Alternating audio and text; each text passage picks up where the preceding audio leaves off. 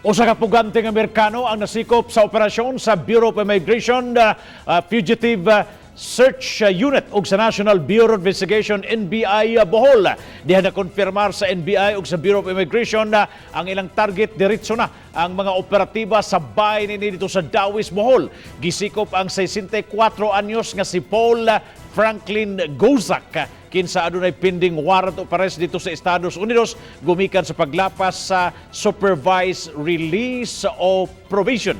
Miadto sa Bohol ang maong dinakpan o suspitsado aron malikayan ang iyang kaso. Gikonbikto usab kini gumikan sa pagpayuhot og ingon man paggamit og marijuana, overstaying og undocumented alien. Usab ang iyang kalapasan. Matod sa NBI, dadon sa Manila si Gozak aron ma-deport og atubangon ang iyang kaso didto sa Estados Unidos. Diyang gikuhaan og habig midumili paghatag og pamahayag ang Amerikano.